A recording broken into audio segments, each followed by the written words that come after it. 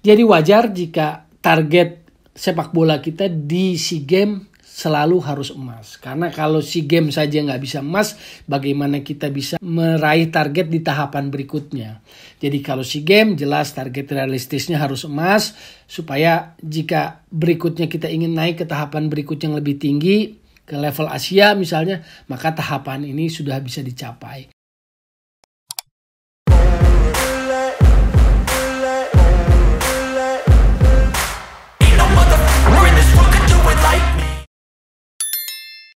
Oke, balik lagi di Gocek Bung Toel. Pertama-tama saya mau mengucapkan selamat Idul Fitri bagi teman-teman Gocek Bung Toel yang merayakannya. Mohon maaf lahir batin. Nah, kita masih akan bahas sepak bola dan sambil menunggu siapa yang ke final Liga Champions musim ini yang akan menuju Road to Paris bertemu di final, kita juga tidak boleh melupakan SEA Games yang sudah di depan mata. Cabang sepak bola, Indonesia sudah lama tidak pernah merasakan medali emas lagi sejak tahun 91. Sejak SEA Games 91, jadi kurang lebih sudah sekitar 31 tahun kita mendambakan medali emas SEA Games level Asia Tenggara. Jadi kita nggak boleh melupakan, kita bahas SEA Games dulu. Karena SEA Games hanya tinggal hitungan hari, bersisa 4 hari lagi kick off pertandingan pertama Indonesia melawan tuan rumah Vietnam. Vietnam Indonesia sebagai pertandingan pembuka. Jadi untuk menghangatkan sebelum kita memasuki ajang SEA Games, jadi saya mau refresh, mau sharing, menginformasikan saja tentang sepak bola di SEA Games. Jadi kalau kita bicara sepak bola memang olahraga paling populer di event multi-event ini sejak tahun 59. Nah, perbedaannya dari fase ke fase, jadi kalau dari mulai 59 sampai kemudian terakhir tahun 90-an akhir itu timnas senior yang tampil. Baru sejak 2001 sampai 2015 itu ada pembatasan usia jadi under 23. Begitu 2017 sampai sekarang under 22. Nah, SEA Games sekarang sebetulnya adalah SEA Games yang harus berlangsung tahun lalu. SEA Games Vietnam Hanoi, tapi karena pandemi COVID maka kemudian pelaksanaannya baru terjadi pada tahun ini 2022. Maka pemainnya adalah pemain yang masuk kategori under 22 tahun lalu. Artinya tahun ini masih dimungkinkan mereka yang berusia U23 dan penambahan 3 plus pemain senior over age.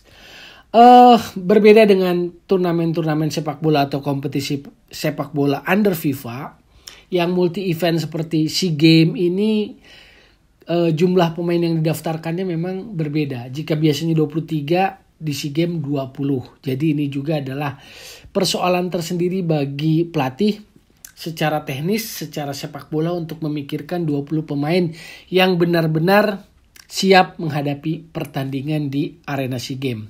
Minimal 4 pertandingan di babak penyisihan dan kalau bisa sampai final berarti ada 6 pertandingan yang harus dilakoni, yang harus dijalani oleh 20 pemain itu dengan strategi yang dimiliki oleh pelatih.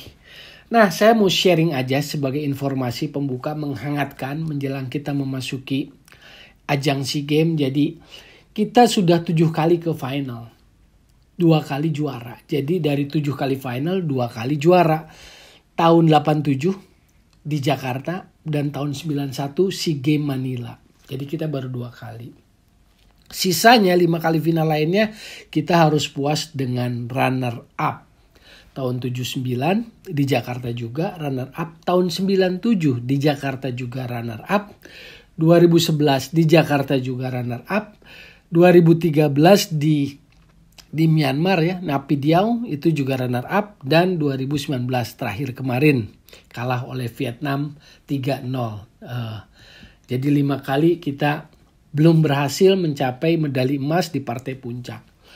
Nah, kalau bicara tentang pelatih, skornya 1-1. Tahun 87 pelatihnya asal Indonesia, almarhum Coach Berce Matulapelwa. 91 pelatihnya pelatih asing juga, Anatoly Polosin yang juga sudah almarhum. Jadi skornya pelatih Indonesia domestik 1 medali emas, pelatih asing 1 medali emas. Sementara pelatih asing lainnya Will Culver tahun 79 gagal di final, kalah oleh Malaysia 1-0. Lalu kemudian Heng Wulem 97 juga kalah dari Thailand adu penalti. Sementara pelatih Indonesia yang gagal di final adalah Coach Rahmat Darmawan 2 kali 2011 dan 13 serta Coach Indra Safri 2019. Jadi seperti itulah gambaran tentang cabang sepak bola di SEA Games. Maka sangat wajar jika Indonesia sangat mendambakan medali emas di cabang sepak bola ini, karena kalau bicara medali emas kita baru 2 kali, kalah jauh dari Thailand yang sudah 16 kali.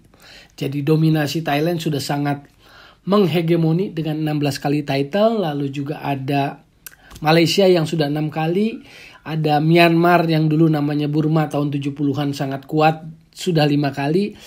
Indonesia dan Vietnam 2 kali. Hanya mungkin Vietnam lebih banyak runner up-nya. Jadi posisi rankingnya masih di atas Indonesia. 7 kali runner up, 2 kali juara Vietnam. Sementara Indonesia 2 kali juara, 5 kali runner up.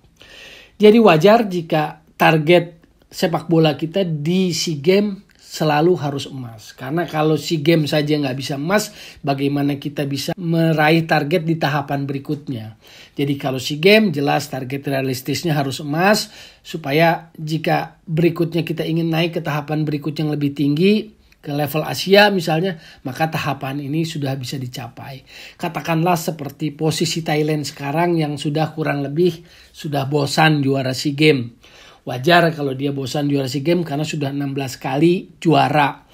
Kalau dia memilih pemain-pemain muda untuk pematangan di SEA Games normal, tetapi Indonesia karena baru 2 kali juara, itu pun sudah lama sekali, tahun 87 dan 91, maka Indonesia harus menurunkan tim terbaiknya supaya bisa juara di level SEA Games. Karena tahapan itu harus diambil dulu sebelum kita ingin target yang lebih tinggi.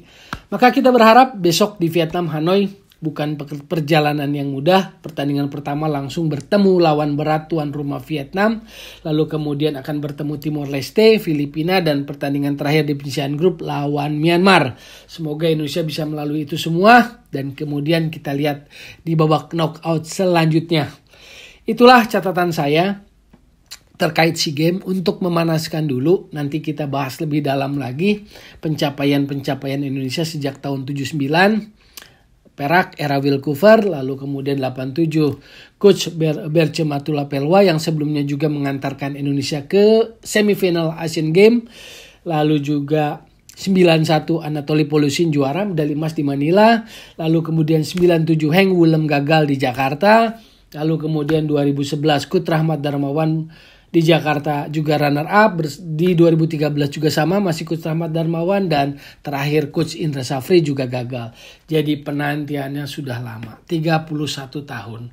Apakah tahun ini medali emas itu akan bisa diraih oleh Timnas Indonesia Asnawi Mangku Alam Bahar dan kawan-kawan di era kepelatihan Coach Sinteyong?